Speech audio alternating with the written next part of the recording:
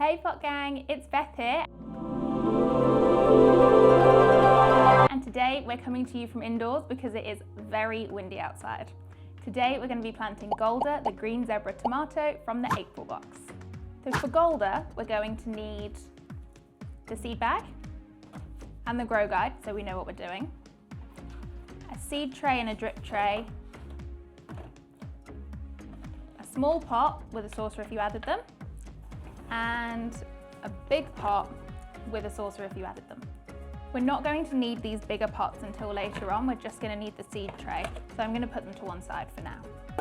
So to get going, you need to fill up your seed tray with compost, and we're going to break up any clumpy bits as we go. We want it to be nice and smooth and evenly sized.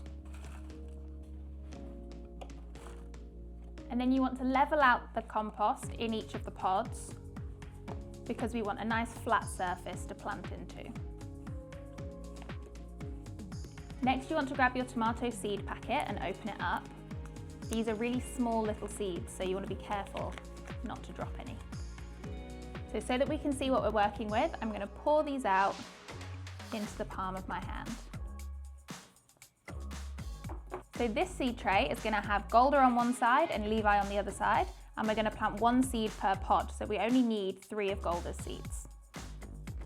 I'm going to put the other seeds that I don't need back in the packet for later.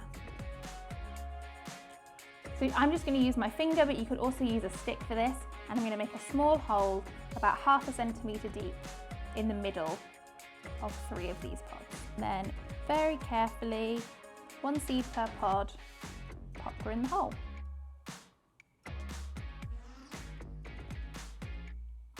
So once we've got 1 seed in each pod, we're just going to brush the compost back over the top and tuck her in, nice and cozy. So as we said, Golda is going to be sharing a seed tray with Levi, so we're going to stick a label in, and that way we know who's who. So we'll stick that in so we know who's on which side. So Golda needs to be very warm to get going, so you can grab your propagator lid or use some cling film or something and cover over the top of the tray. So she doesn't need any sunlight just yet, she just needs to be warm. So you want to find the warmest spot that you've got in your house, maybe on top of a radiator or even in an airing cupboard. I'm going to put mine on my Pot Gang seed sauna, but equally you could put a hot water bottle underneath the tray a few times a day as well, and that's going to keep it warm. So Golda needs to be watered about every 2 days at the moment. If you can, you could use warm water for this, that would be really good. So you just take the lid off, give her a drink, and then pop the lid back on. So you'll have some compost left over. We don't need that yet. We'll need it later on once she's grown a bit and we need to repot her. So you can just keep that somewhere safe for now. So Golda's going to take a couple of weeks to pop up, but make sure you're checking on her regularly because as soon as you see those little sprouts, we need to get her somewhere really bright and sunny. And that's it. We'll check back in a few weeks once she's poked her head up.